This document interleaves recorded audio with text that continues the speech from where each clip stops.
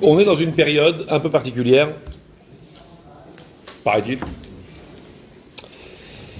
qui est la période de Sfirat HaOmer, c'est-à-dire du compte des jours qui nous sépare, qui sépare la sortie d'Égypte de la fête de Shavuot, enfin la fête de Pessah de la fête de Shavuot, c'est-à-dire la sortie d'Égypte du don de la Torah.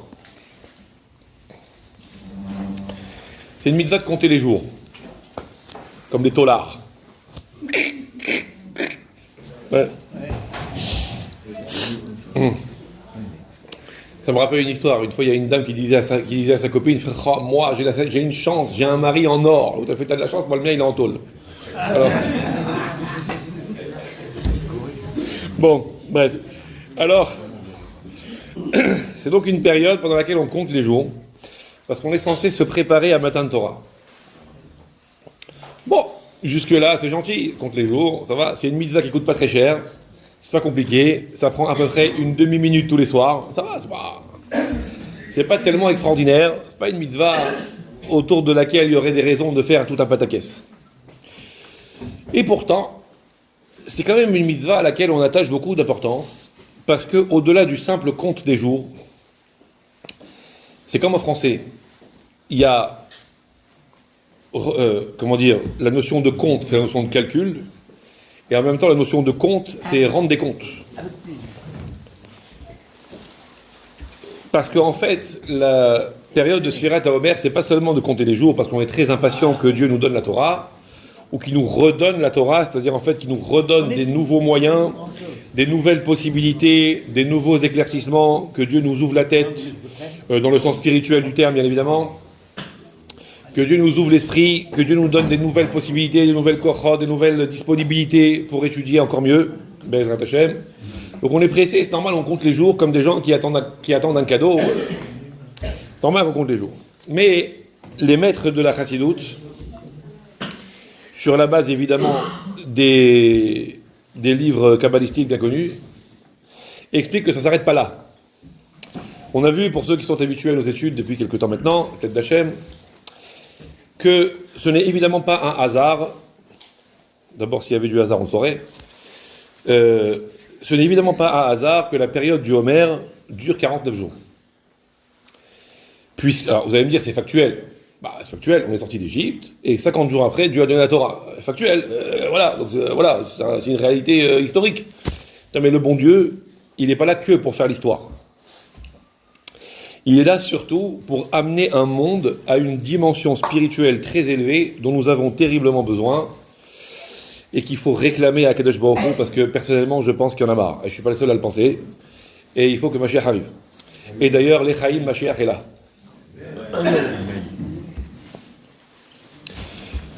Et donc, cette période, c'est pas pour rien qu'elle dure 50 jours. Parce qu'Akadosh Baruch Hu, son but, comme je disais, c'est pas de faire l'histoire, c'est d'amener le monde à une élévation. Et nous, on sait, parce que Baruch Hashem, on a décortiqué quelques textes ensemble, les uns avec les autres, et on s'est rendu compte que 49, c'est pas seulement les numéros du loto, c'est toujours 49 en fait. Ça fait longtemps que j'ai abandonné le débat, moi, donc tu vois. Donc 49, c'est pas seulement ça. 49, pour ceux qui sont forts en maths, c'est 7 fois 7. C'est un carré, pas mal. Et alors, nous on a appris que la constitution de l'homme est essentiellement sa structure nishmatique, sa structure spirituelle, sa neshama, est composée d'un certain nombre de capacités de force qui s'élèvent au nombre de 10. Il y a chez l'homme, dans sa neshama, 10 capacités, 10 forces qui animent toutes ces possibilités. Toutes ces possibilités prennent leur source à l'intérieur de ces forces-là. Et il est expliqué que ces 10 forces sont divisibles en 2 groupes. Il y a 3 capacités intellectuelles et 7 capacités émotionnelles.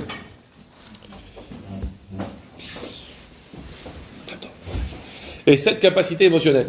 Et alors, c'est expliqué que chacune des capacités comprend à l'intérieur d'elle les 7 autres.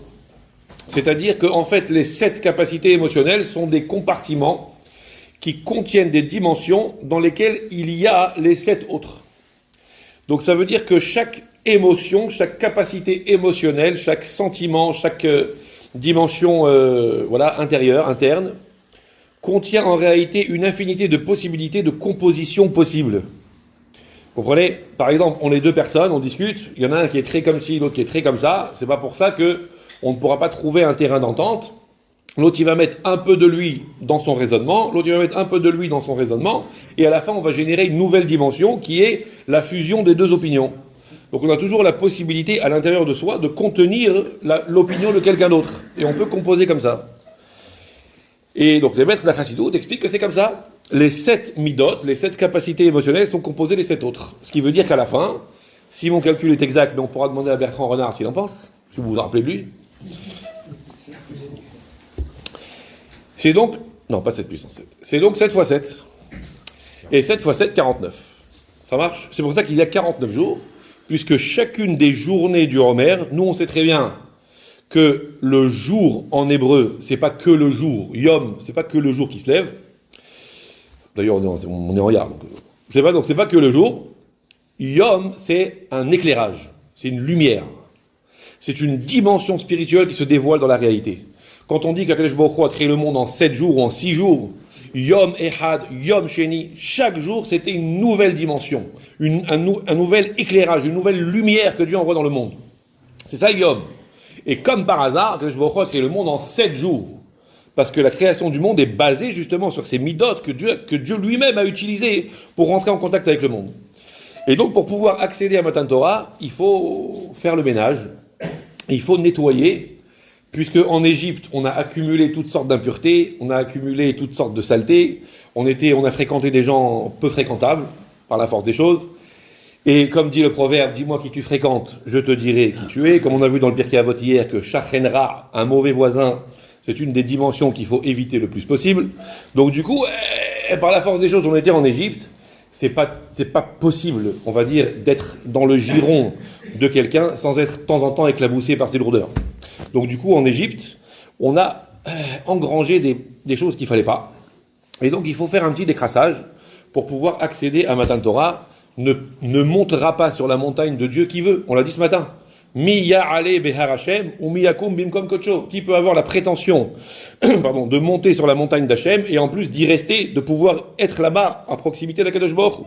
Neki chapaim ou var levav. Celui qui a les mains propres et le cœur pur. Voilà.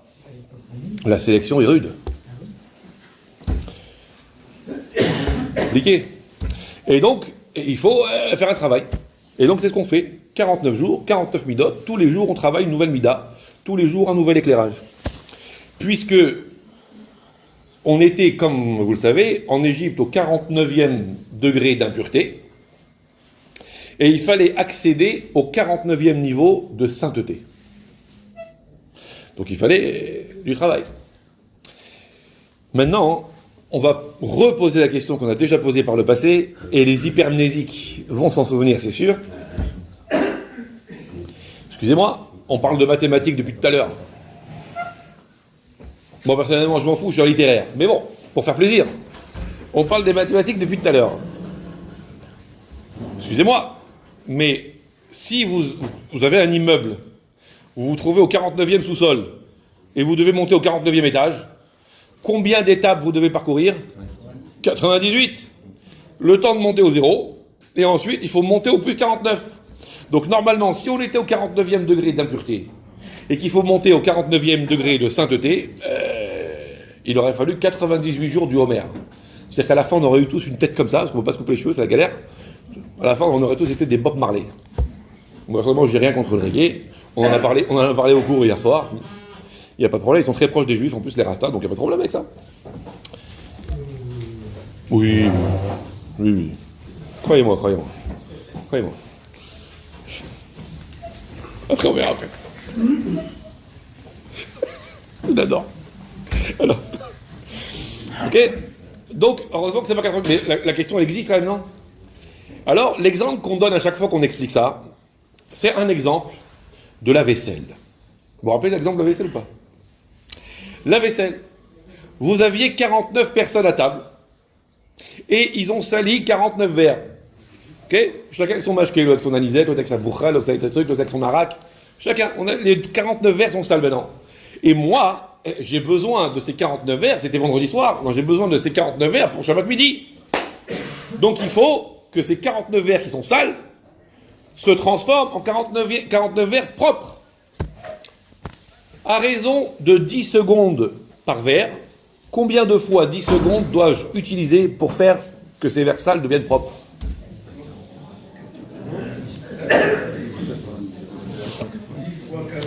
49 fois. Ah ben non. D'abord, il faut enlever la crasse, et ensuite, il faut rendre propre. Vous allez dire, mais là, en même temps que vous enlevez la crasse, en même temps, ça devient propre. C'est ça, la Sfirat HaOmer. La Sfirat HaOmer, c'est pas 49 d'abord pour enlever la crasse, et ensuite 49 pour mettre de la Kedusha. C'est que en même temps que tu décrasses, en même temps que tu enlèves l'obscurité, automatique, la lumière, elle vient. Donc 49 étapes du Homer, c'est pas, l'image elle est fausse de base, mais c'est un peu fait exprès, parce que je suis un acteur avant tout. Okay. Donc, faut amener, faut pas choquer l'auditoire. Bon, alors, donc 49 c'est faux, en fait l'image du bunker là, 49 sous-sol, c'est faux. En réalité, c'est 49 dimensions qui doivent être nettoyées. Et automatiquement, quand vous nettoyez, vous rendez propre. Donc 49 jours. Maintenant, c'est quoi cette histoire? Il faut travailler les midotes. Pourquoi il faut travailler les midotes? Pourquoi il faut travailler les midotes? Pourquoi il faut devenir quelqu'un de bien? Pourquoi il faut devenir quelqu'un de moral? Pourquoi il faut devenir quelqu'un, de gentil, de généreux, de patient, de fort? Bref, il faut travailler toutes les midotes les unes après les autres pour avoir le mérite de recevoir la Torah. Mais pourquoi? Normalement, c'est le contraire. C'est la Torah qui est censée nous rendre meilleurs. Alors, s'il faut d'abord être meilleur pour mériter de recevoir la Torah, c'est embêtant. En même temps, on peut le comprendre. Parce que si la vitre, elle est sale, vous pourrez faire briller le plus beau soleil du monde, le soleil Shrana de Eilat en été. Si la fenêtre, elle est sale, le plus beau soleil du monde n'éclairera pas la pièce. C'est vrai que c'est le soleil qui produit la lumière, mais si la vitre n'est pas propre, le soleil ne rentrera pas. De la même façon, c'est vrai que c'est la Torah qui est censée nous rendre meilleurs. Seulement, si la Torah, on l'accueille avec un tapis d'obscurité, la Torah qui va rentrer en nous... Comprenez? Si vous avez oublié de nettoyer votre verre et qu'il y a de la poussière, dedans, je peux vous servir l'eau la plus pure, si je peux vous servir le vin le meilleur, votre eau, elle sera dégoûtante parce que vous avez oublié de nettoyer le verre. C'est exactement le même principe. Maintenant, on peut aller un peu plus loin, si vous le voulez bien. Et on va faire une étape par la paracha d'hier. La paracha d'hier, on a parlé de Tazria Metzora, on a parlé du Metzora. Le Metzora, c'est traduit très très improprement par le lépreux. Ça n'a rien à voir. C'est que les lépreux du Moyen-Âge, là, qu'on mettait dans les grottes, c'était des maladies contagieuses qui n'ont rien à voir avec la tsaraat. La tsaraat n'est pas une maladie contagieuse, ça ciblait des personnes en particulier, et l'autre, il pouvait être à côté de quelqu'un. S'il n'avait pas des raisons d'avoir la tsaraat, on ne lui envoyait pas. Mais, comme ça on traduit, parce qu'effectivement, c'est des taches blanches sur le corps, ça ressemble. Bon. Et ce lépreux s'appelle Metzora. Très bien. Jusque-là, nous on comprend que le Metzora, c'est quelqu'un qui a fait des bêtises, et que Kadosh Baruch Hu l'a sanctionné pour les bêtises qu'il a faites. Il a dit des choses qu'il ne fallait pas dire, il a fait des choses qu'il ne fallait pas faire. Donc Kadosh Baruch Hu l'a sanctionné, et maintenant il est frappé. Bon. Maintenant, ce qui est étrange, c'est que dans les textes du prophète, du Navi, on voit qu'il y en a un, de façon complètement inattendue, qui est appelé Metzora. C'est qui? C'est le Mashiach. Le Mashiach qu'on attend tous, dans lequel on voit une élévation extraordinaire, qui est un homme très particulier, d'une dimension exceptionnelle, qui dépassera de plus d'une tête, même les plus grandes de ce monde, qui amènera Moshe Rabbeinu lui-même à faire tchouva, pour vous dire la grandeur. Ce Mashiach-là, on l'appelle Metzora. Pourquoi? Alors c'est expliqué, parce qu'il va prendre sur lui toutes les fautes des Béné Israël. Et les Hacharim de la Gemara disent, on l'appelle comme ça, Hivra. Hivra en araméen, c'est-à-dire le blanc. C'est-à-dire le Metzora. C'est bizarre ça. Et en plus de ça, Tsaroua, qui veut dire aussi celui qui a la Tsaraat, les Hacharim disent, ça parle du Beth Amikdash. Le temple de Jérusalem, dont nous attendons impatiemment la reconstruction, s'appelle aussi Tsaroua, s'appelle aussi le lépreux. Bizarre ça. Alors il faut comprendre.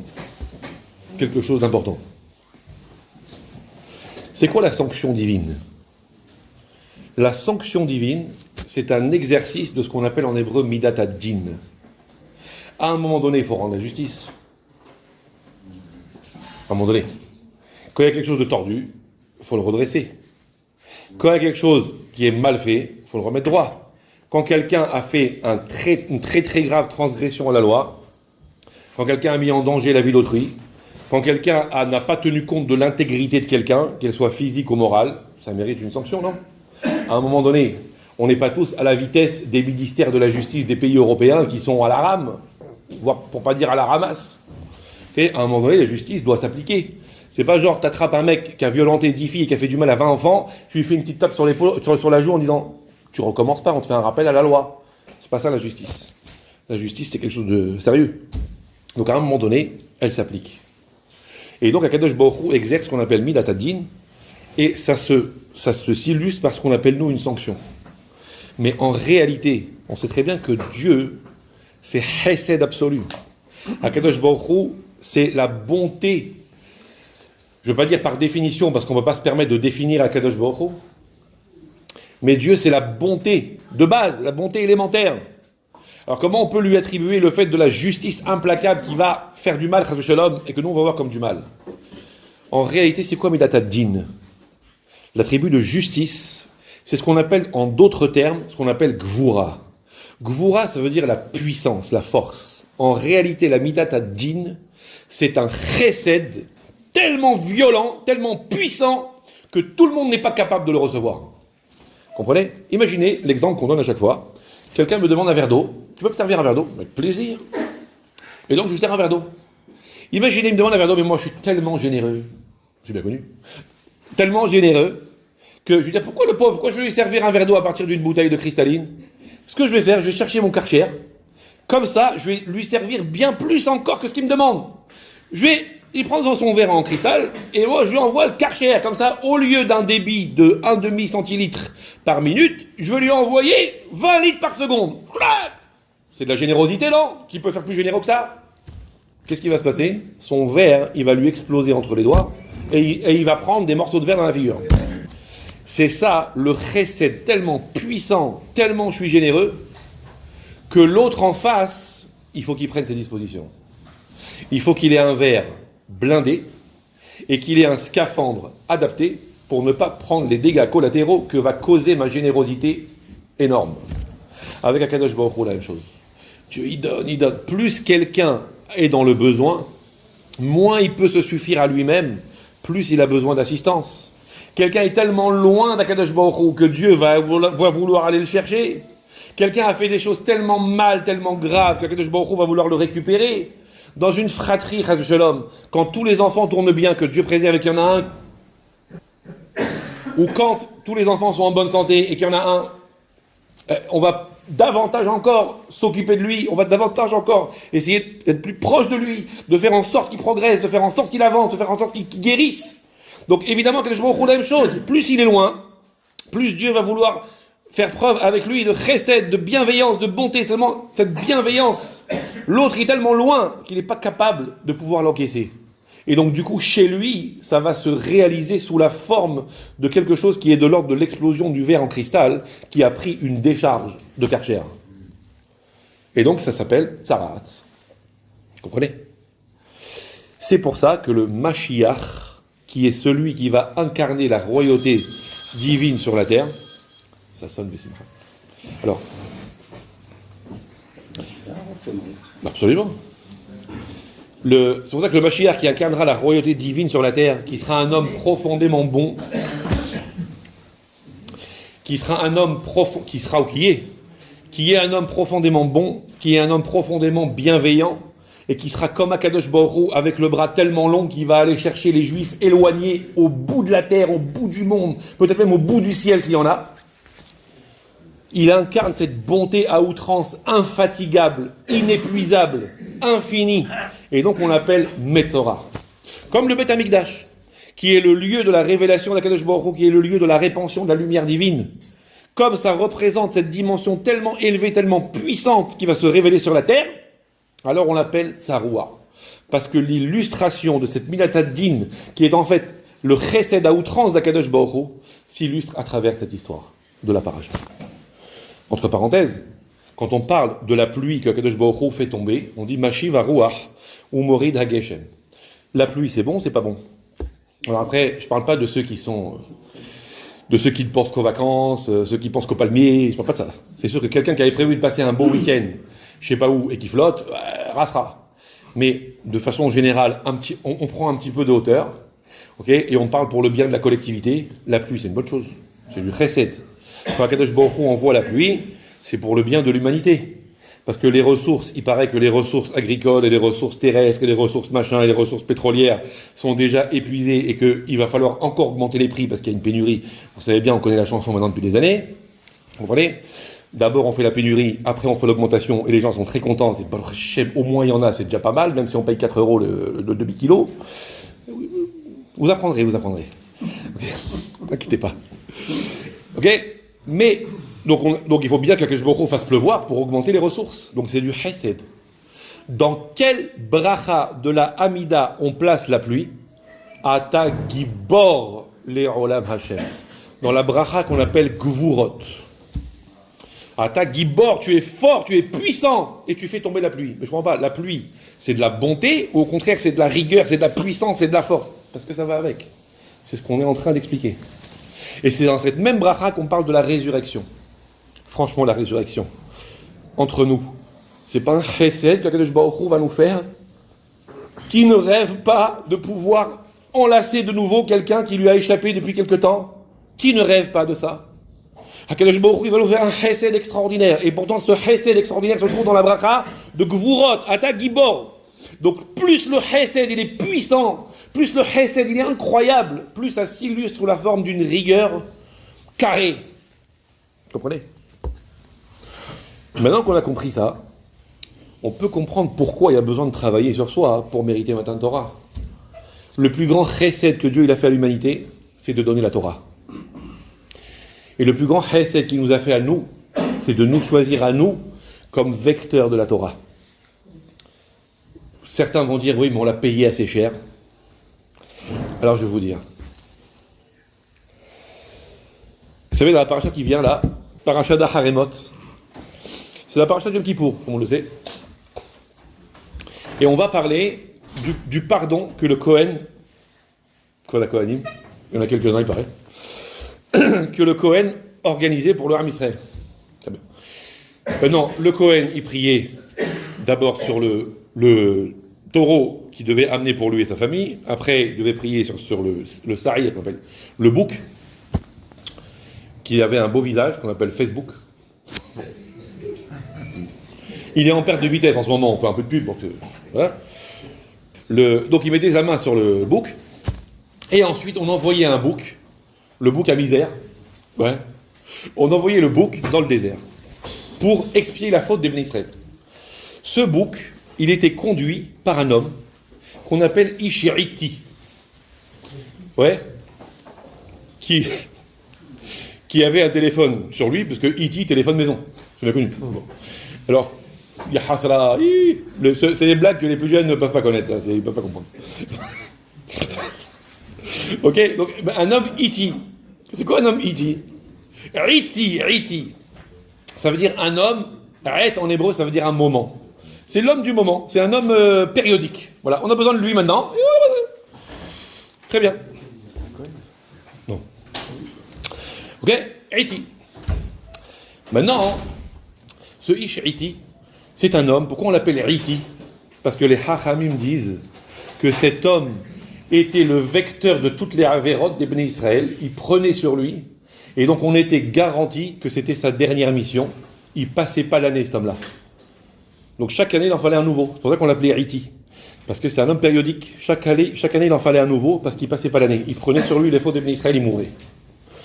Les Hachamim expliquent qu'on savait ça. Et malgré ça, la file d'attente qu'il y avait pour jouer ce rôle était énorme. Parce qu'il y avait des gens qui considéraient à quel point c'était important. Le pardon du peuple juif était tellement important. La bienveillance divine pour le peuple juif était tellement important. Ils disaient, ça vaut la peine qu'on se sacrifie pour ça. Ça vaut la peine qu'on se donne entièrement pour que Akadosh Baruch Hu regarde le peuple juif avec bienveillance. Ça vaut la peine qu'on me tape dessus pourvu que Akadosh Baruch Hu regarde le peuple juif avec bienveillance. Ça vaut la peine que je prenne des claques, et même pire que ça, pourvu que Akadosh Baruch Hu regarde le peuple juif avec bienveillance. Il y avait des gens comme ça. Et le peuple juif, c'est la carte qu'il a jouée au moment de Matan Torah. Au moment de Matan Torah, Akadosh Baruch Hu lui dit, tu sais, peuple juif, je vais te donner une Torah qui va t'élever à des dimensions exceptionnelles, qui va te lier avec Dieu d'une façon incroyable. Mais attention, Sinaï, Sina, ça va attirer sur toi la Sinaï, la Sina, la haine du monde entier. Ça va focaliser sur toi tous les projecteurs. À partir de maintenant, tu vas devenir l'homme à abattre, le bouc à misère, le même, de toute l'humanité. Quand tu auras quelque chose à accrocher sur le dos de quelqu'un, ça sera sur le tien. Quand tu auras quelque chose à faire passer de négatif, ça sera sur ton dos à toi. T'acceptes? Qu'est-ce qu'ils ont dit les Bnei Israël? Bien sûr qu'on accepte. Bien sûr qu'on accepte. Vous comprenez? C'est pour ça qu'il fallait se purifier. Parce que la dimension de la Torah est tellement puissante, c'est une bienveillance tellement grande qu'il faut avoir les kélim pour pouvoir la recevoir. C'est comme une décharge. C'est tellement puissant, c'est tellement fort, une décharge, ça peut produire une lumière extraordinaire. Ça peut produire des merveilles, mais celui qui n'est pas préparé à la recevoir, il risque de partir en morceaux. Par contre, celui qui est bien préparé, au contraire, lui, il va profiter de ça de la meilleure façon possible. Qu'est-ce qu'on voit de là?